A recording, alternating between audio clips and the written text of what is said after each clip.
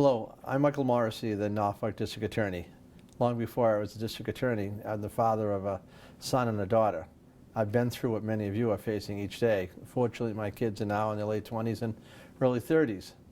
The greatest risk to our children these days is coming from substance abuse, drugs and alcohol.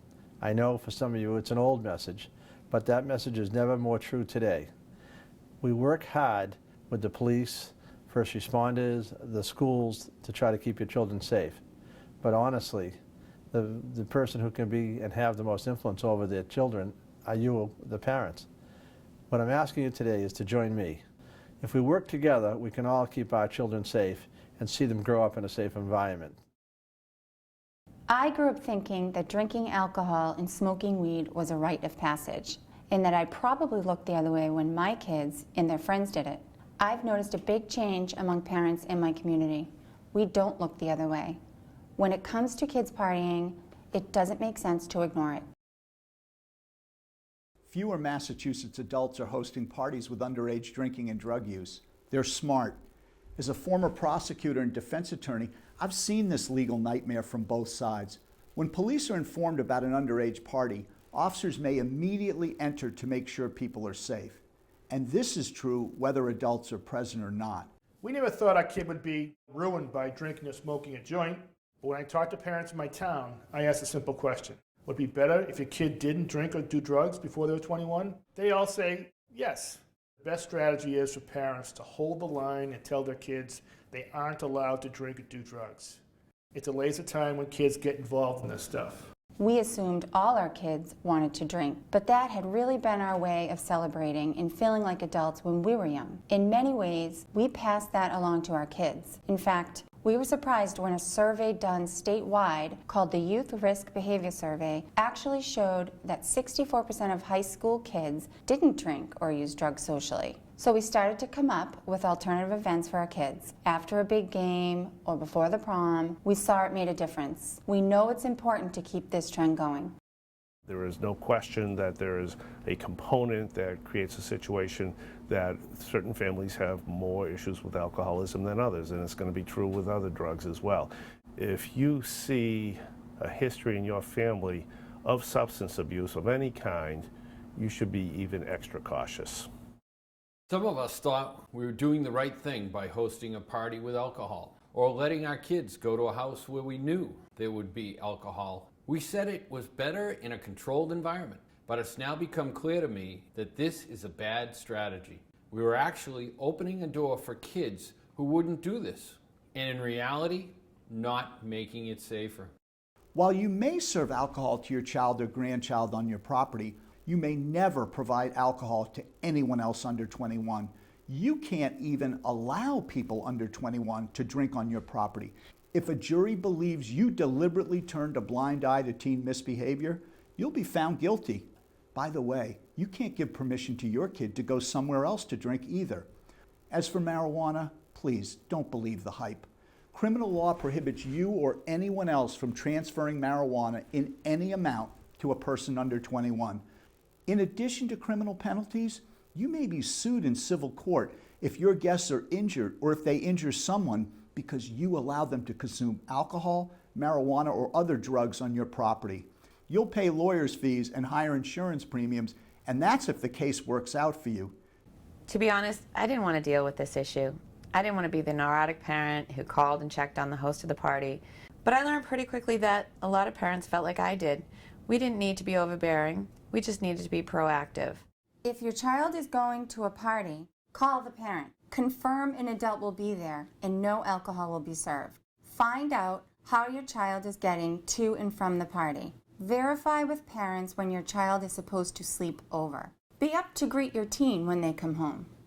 If you host a party, pick an area in the house where you can maintain supervision.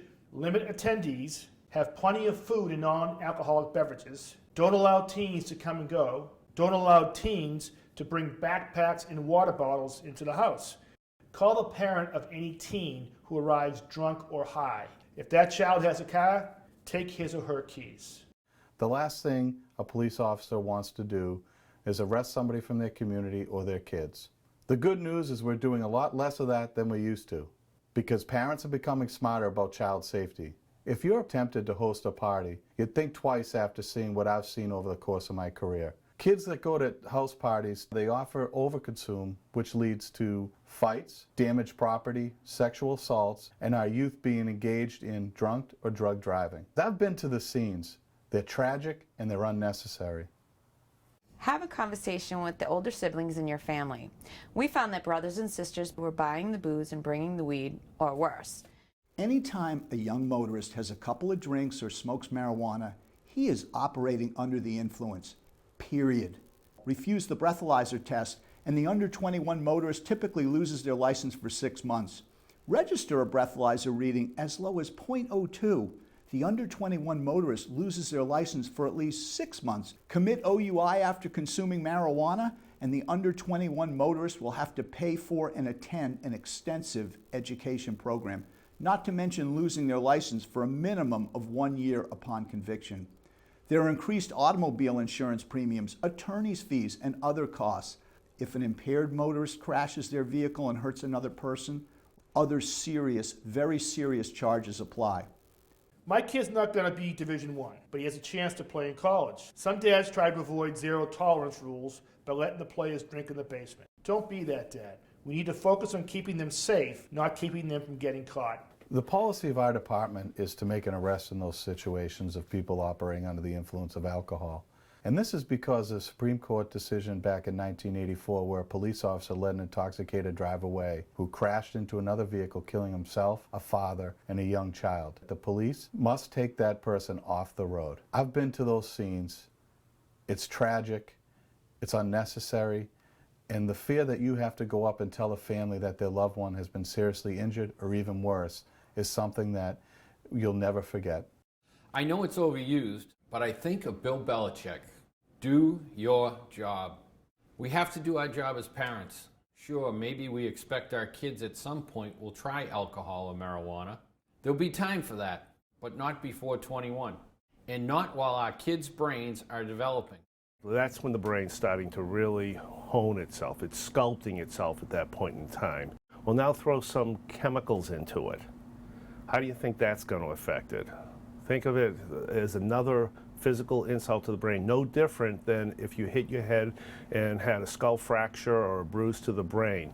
What you've done now is put chemicals in which is going to affect that fine-tuned sculpting and potentially and probably permanently damage the brain. Now what we don't know is how much does it take, but we do know that in studies where they've looked at kids who were using drugs, in particular alcohol, and followed them with a control group with kids who didn't, that the kids who were using drugs had problems with memory, cognitive retention, abilities to sort of organize and to come to conclusions, and just general IQ was down compared to the previous group.